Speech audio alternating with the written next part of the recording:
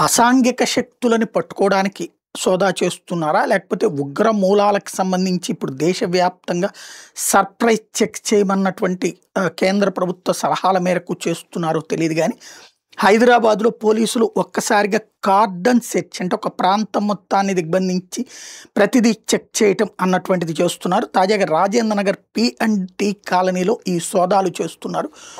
ఓ పక్కన ఢిల్లీలో పేలుళ్ల తర్వాతన దేశవ్యాప్తంగా వివిధ ప్రాంతాల సోదాలు చేస్తున్న సందర్భంలో ఈ సోదా కావడంతో ఉగ్ర మూలాల కోసం సోదాలు చేస్తున్నారన్నటువంటి అనుమానం ఉంది.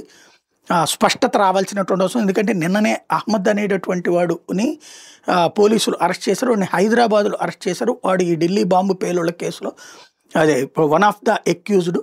అలాంటి వాడు ఇక్కడ దొరికాడు. ఇది అక్కడ ఉన్నటువంటి ఇప్పుడు అల్-ఫలాహ్ యూనివర్సిటీ యజమాని యొక్క చైర్మన్ సోదరుడు వాడు.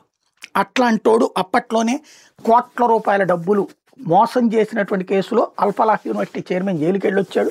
వాళ్ళ సోదరుడు తప్పించి తిరుగుతున్నాడు. వాడు ఇప్పుడు ఈ ఉగ్రవాదులకి తోడు నిలిచాడన్నటువంటి పాయింట్ మీదన ఇప్పుడు వాడిని అరెస్ట్ చేసింది హైదరాబాద్లో. మేబీ ఆ కాన్సెప్ట్లో నుంచి ఏమైనా చెక్ చేస్తున్నారో తెలీదు. బట్ సోదాలు అయితే జరుగుతున్నాయి.